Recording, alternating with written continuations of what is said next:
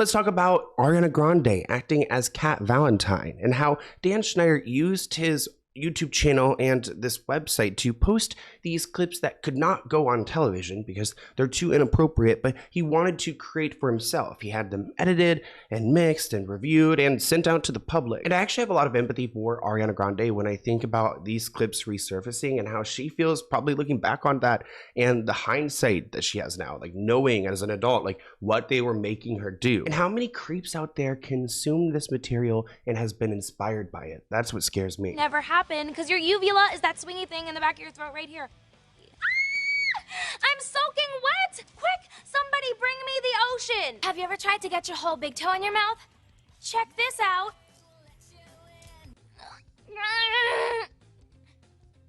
This is so weird too because it looks like they made her go back on several different occasions to go and reshoot these and go into this bedroom. I mean, I can imagine Dan being like, it's time to go in the bedroom, Ariana. And she's like, oh, not the bedroom again. What are you gonna make me do? I'm thirsty.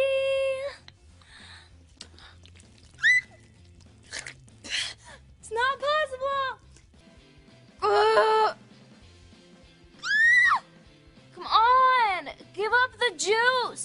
They are so weird. There's a reason why they didn't make it to national television. And when you stay around for the end of the episode, you'll also hear little one-liners. And it seems like they are selected for a certain reason, whether it's a bizarre noise, kind of like a sexual sounding noise, or a joke that could be misinterpreted as an adult joke. I'll give you some examples. I heard you swallow. Here comes that feeling. That is a quality foot. That is so not tight. Sometimes I do it to myself. I can't take it anymore. Is this gonna hurt? Probably. Ooh, it's all tingly. It's average. I like it, but it hurts. How bad do you want this? Can I hold it? No, I don't want to see that thing again. Put it away. Yes! Yes! Yes! You do it way more gentle than my mom does it. Now, the problem with these taglines are not what's being said, but more of what he knew by putting these lines in there. I mean, he's not including the context, so it just all sounds suggestive. But the fact that he went and handpicked all of these lines to include at the end of the episode shows me how well he knows every single second that this episode has and how he knows what he's doing with these jokes, with these scenes, these moments, the visuals. He's very aware. So it's truly his baby. These projects are, and they're sick because they have a layer of like, you know, into childrenness about it, like gross. Ariana Grande recently responded to some of these moments resurfacing, and it's the first time she's really turning a new leaf when it comes to Dan Schneider, and I'm happy that she's sitting back and like, you know, going through these moments and reflecting and trying to make sense of it on her own time. There's also a strange pattern that occurs where it's really taken advantage of how much it means to the young performer to get a laugh from Video Village. You're like, oh shit, like I'm doing something great. Like this is funny, this is good. Speaking specifically about our show, I think that was something that we were convinced was like the cool thing about us is that like we pushed the envelope with our humor and the innuendos were like, we were told and convinced as well that it was like the cool differentiation. And I don't know, I think it just all happened so quickly, and now looking back on some of the clips, I'm like, that's, damn, like really? Yeah. Oh shit, like if my daughter, you know, sorry to, you know, I just, you think about it, it's like if I had a daughter, it's like. Yeah, imagine if I had a daughter and she was subjected to this. I mean, it's so sick to think about, but Dan doesn't go to that point. He doesn't see them in a protective way. I mean, look at this blog post he wrote about Ariana, Kat, in the show. He wrote, I love the spit take that Kat does in this scene.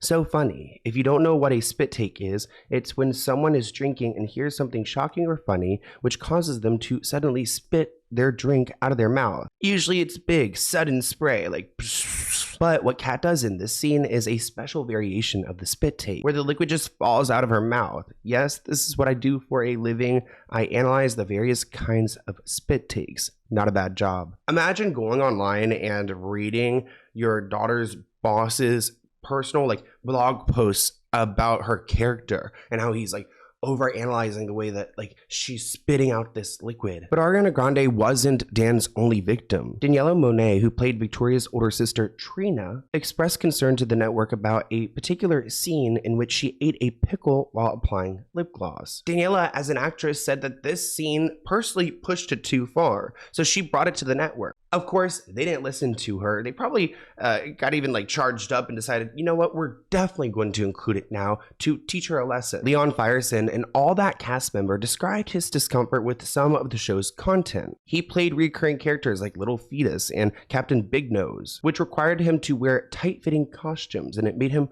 feel really uncomfortable wearing those leotards. He was just a boy trying to grow into his body, and he felt very exposed. Plus, this boy's like growing into himself and putting on these ridiculous costumes, just making a mockery of himself on TV for his friends to go and see. Like, Captain Big Nose is so gross. He said he felt like the noses or the shoulder pads look like penis and testicles. And he was also required to participate in jokes that like reference a cum shot, which is something a kid should not even be talking about. In Jeanette's book, she looks back on the spectrum of Dan's behavior. She recounts moments where he would massage her at work. Jeanette wrote, "The creator is doing the thing that I've heard from my co-stars he does with every new star of a show that he's making. He takes you under his wing. You're his favorite." Alexa Nicholas was on Zoe 101, and she's a big friend of the channel. She played Nicole on the first 2 seasons of Zoe 101, and she's spoken out about her uncomfortable experiences. She was casted at 12 years old, which I can't even imagine being 12 years old anymore. So imagine going there to work at Nickelodeon to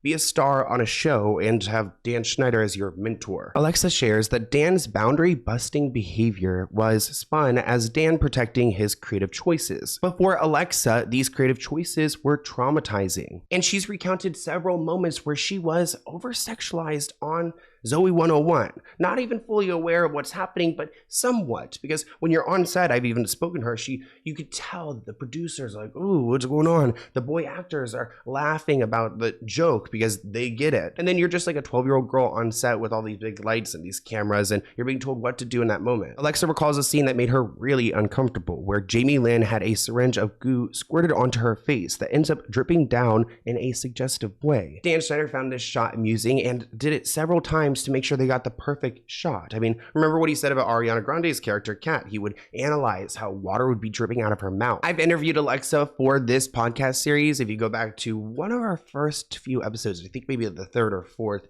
we talk about how Dan had treated her and her mother. And here's a little snippet of that episode. You were at Sunset, and then Dan yells at you. Yeah, told me that, like, you know, it's not called Nicole 101. Was it just you, or was your mom there too? They wouldn't let my mom in the room. Weird. Like, did your mom want to come, or she come? Yes, okay? and then the lawyer was in cahoots with Nickelodeon and gave my mom a phone call saying it's fine. Like, they're just gonna like have like a very chill, you know, relaxed conversation, and then it ended up being not chill, not. So he felt super comfortable yelling at you in front of these other people too. Oh yeah.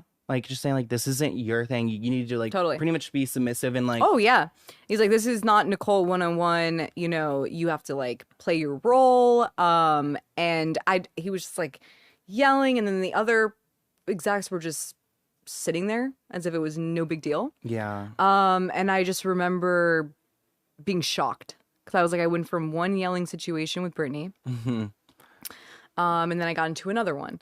Shout out to Alexa for always being vulnerable with her story, but Lori Beth Dernberg is someone who was also on All That. She joined when she was 17, and she claims that Dan preyed on her. She did join the show at 17, but he got inappropriate at 19. She claims that he called a meeting once, and Lori was shown pre-recorded clips of inappropriate adult content on his computer. He also showed her a video of footage of a woman performing orally on a donkey. That is so sick and disgusting. Why is Dan even looking that up? She also claims that Dan would call her during this period one-on-one and would initiate phone sex with her. There were sleepovers at Dan's house where they would give each other massages, and he would frequently watch adult content on his computer. During one massage, Dan actually touched Lori's boobs and put his mouth on them. She said it was a weird, abusive friendship, and I couldn't have been more vulnerable. She also recalled a time that her and Dan were going to his auto repair shop.